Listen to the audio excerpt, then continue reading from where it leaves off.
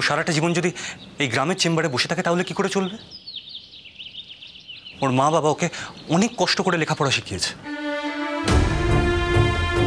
হ্যাঁ, গ্রামকে সার্ভিস দিচ্ছে সেটা খুব ভালো কথা, কিন্তু গ্রামকে সার্ভিস দিচ্ছে বলেই ও যে নিজের কোনো ডেভেলপমেন্ট করবে না সেটা তো হতে পারে না। ঐতিহ্য, তুমি কিন্তু পুরোটা জানো না, সেই জন্য এই কথাটা বলছো। দেখো দিঠিমা, আমরা তো আর কিছু জানতে চাইছি না। সেটা তো তোমরা বলছো কাকু। ও তো এক্ষুনি আমায় মুখের ওপর বলে দিল যে আমি এখানে থাকতে পারবো না। আর এটাই যদি ওর মনের কথা হয় তাহলে তো আমাকে এক্ষুনি এই মুহূর্তে এই বাড়ি থেকে চলে যেতে হয়। আমি কিন্তু এমনি এমনি এখানে থাকবো বলে আসিনি। হঠাৎ সকালবেলা উঠে আমার মনে হয়েছে যে আমি এই বাড়িতে থাকবো, ওই বাড়িতে আর কখনো ফিরে যাব না। আমি কিন্তু সেই জন্য এখানে আসিনি, সেটা তোমায় জানতে হবে ঐতিহ্য। বেশ ঠিক আছে, তুমি যখন চাও না আমি এক্ষুনি চলে যাব।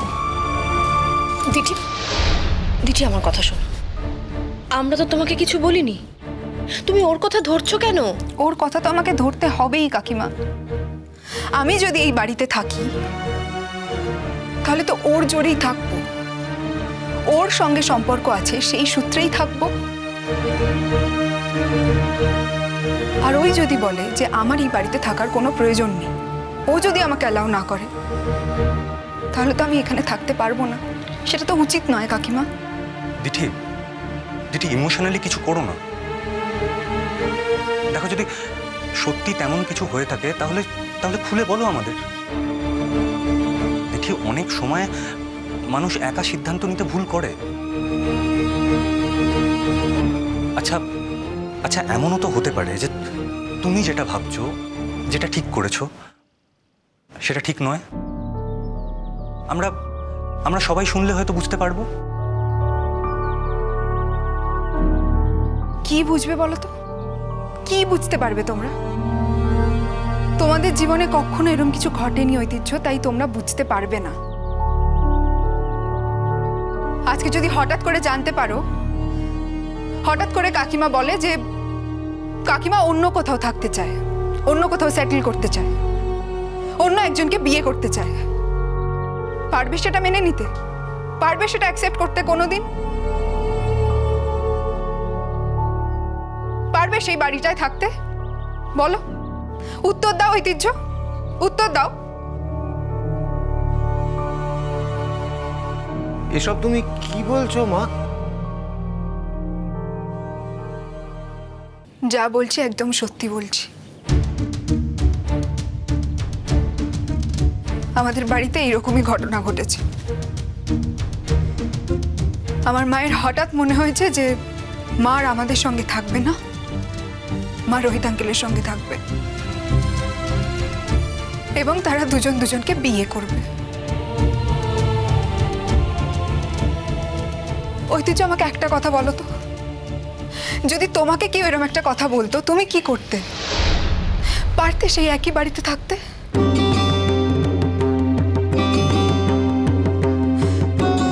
হ্যাঁ, হয়তো আমি ওখানেই কোনো ওয়ার্কিং হস্টেলে থাকতে পারতাম। তোমাদের সাথে কথা না বলে এভাবে সুটকেস গুছিয়ে এখানে আসাটা হয়তো আমার ঠিক হয়নি। এটাই ভুল হয়ে গেছে আমার। দিঠি দাঁড়াও, কাকিমা এই কথা বলেছেন যে কাকিমা আর ও বাড়িতে থাকবেন না? দিঠি, তুমি তুমি কাকিমার সাথে আমার মায়ের তুলনা কেন করছো? আমার মায়ের তো আর বাবার সাথে ডিভোর্স হয়নি। আর তাছাড়া কাকিমা এই বাড়িতে রয়ে গেছেন শুধুমাত্র তোমার দাদু ঠাকুমার কথা শুনে, তোমাদের দাবি মেটানোর জন্য রয়ে গেছেন। তাছাড়া কি আর ও বাড়িতে থাকার কোনো জোর আছে? এই কথাটা তুমি একবারও ভাবলে না? হ্যাঁ, তো আমার মা অন্য কোথাও গিয়ে থাকতে পারতো। তার মানে তো এটা নয় যে আরেকটা অপশন খুঁজে নেওয়া, আর একটা সংসার খুঁজে নেওয়া। আজ এত বছর বাদে যখন আমার দাদাদের বিয়ে হয়ে গেছে, আমি একজন ডাক্তার হয়ে গেছি, তখন আরেকটা অপশন খুঁজে নিতে হলো মাকে, আর সেটাও রোহিত আঙ্কেল। আমরা কি মাকে দেখতাম না? আচ্ছা দিঠি, সবাই কি খাওয়া পড়া আর দেখাশোনা পাওয়ার আশাতেই লাইফে অন্য একটা অপশন খোঁজে? আচ্ছা এমনটা কি হতে পারে না যে একটা পয়েন্টে গিয়ে মানুষ নিজের মতন বাঁচতে চায়? এটা নিজের মতো করে বাঁচতে চাওয়া? এই বয়সে লোক হাসিয়ে বিয়ে করে সংসার করতে চাওয়াটা নিজের মতো করে বাঁচতে চাওয়া? আর কত বছর বাঁচবে ওরা, যে এই বয়সে এসে এরকম একটা জঘন্য সিদ্ধান্ত নিতে হলো, এরকম ভাবে লোক হাসাতে হলো? আমরা তো আর কোথাও মুখই দেখাতে পারবো না। এটাকে তুমি নিজের মতো করে বাঁচতে চাওয়া বলছো? এই সিদ্ধান্তটাকে তুমি সাপোর্ট করছো?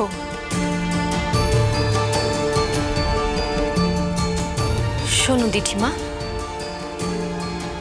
তোমাকে একটা কথা বলি।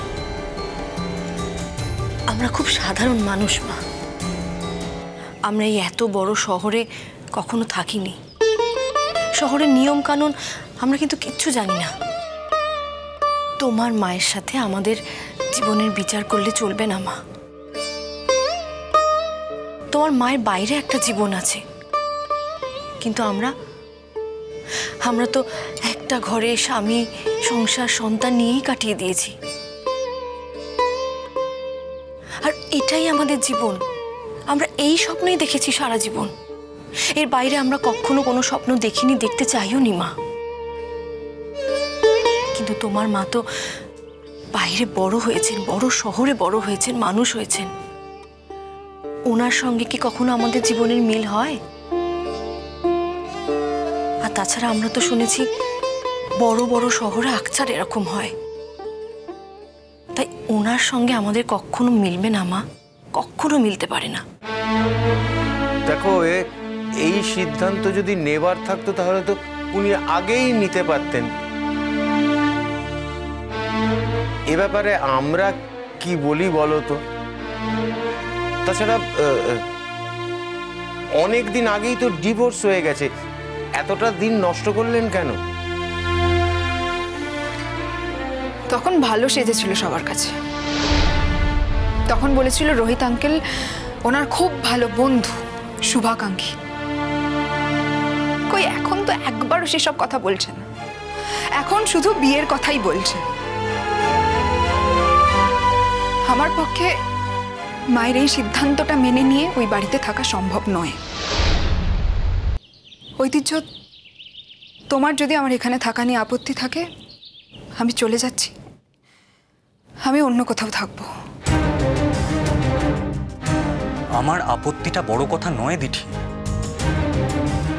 দেখো দেখো দিঠি, আমরা তোমার মতন শহরে বড় হইনি। আর আমার মা যেরকম সেরকম বড় কোনো স্বপ্ন দেখতে পারেনি, সেরকম আমাদের কোনো বড় স্বপ্ন দেখাতেও পারি। তাই তাই আমরা এরকম বড় বড় স্বপ্ন দেখতেও শিখিনি। তবে দিঠি এটুকু তো বুঝতে পারি যে তোমার মায়ের জীবন আর আমার মায়ের জীবন এক নয়। তোমার মা যেটা করতে পারেন, যেটা ভাবতে পারেন, সেটা সেটা আমার মা ভাবতে পারে না। আর দিঠি নিজের মতন করে বাঁচতে চাওয়াতে তো কোনো অপরাধ নেই। ঐতিহ্য, থাক না, এখন সব কথা থাক না। ছোটু, ও তোর সন্তান, ওর অন্য জায়গায় লাগে রে, এটা তুই বুঝিস না? ছেলে মেয়েদের কাছে মা হলো সবচেয়ে বড় ভরসার জায়গা। ওর মা ওকে ছেড়ে চলে যাবে, ওর কষ্ট হবে না? আচ্ছা দিঠিমা, তোমার মা কি বিদেশে চলে যাবেন নাকি এদেশেই থাকবেন? শুনেছি ওই ভদ্রলোক বিদেশে থাকেন। আমি জানি না কাকিমা, আমি কিছু জানি না, আর আমার কিছু জানতে ইচ্ছেও করেনি। আজকের দিনে দাঁড়িয়ে আমার মনে হচ্ছে না আমার মায়ের থেকে বেশি স্বার্থপর মানুষ এই পৃথিবীতে আর কেউ নেই। মা এখন কিচ্ছু ভাবছে না, শুধু নিজের কথা ভাবছে। রোহিত আঙ্কেল তো যেখানে ইচ্ছে থাকতে পারে, সারা পৃথিবীতে যেখানে ইচ্ছে থাকতে পারে, সারা পৃথিবীটাই রোহিত আঙ্কেলের বাড়ি। টাকা আছে না রোহিত আঙ্কেলের? মা এখন কারুর কথা ভাবছে না, আর কারুর তো কোনো অসুবিধেও হবে না। ছোটদা ভাইয়ের বিয়ে হয়ে গেছে, ওর আর কিছুদিন বাদেই মুম্বাই চলে যাবে, আর বড়দা ভাই তো এখানে থাকেই না। অসুবিধাটা হবে আমার। আমার মা আমার কথা একবারও ভাবলো না। আচ্ছা দিঠি, তোমার কথা কি সত্যি কিছু ভাবার আছে? তুমি একজন অ্যাডাল্ট, যথেষ্ট বড় হয়েছো। তুমি নিজের বাড়ি ছেড়ে চলে আসছো অন্য বাড়িতে থাকবে বলে, আর সেখানে তুমি নিজের বাড়িতে একা থাকতে পারবে না। এটাতে তোমার কি অসুবিধে আমি তো বুঝতে পারছি না। তার মানে তুমি আমার মায়ের বিয়েটাকে অ্যাপ্রুভ করছো?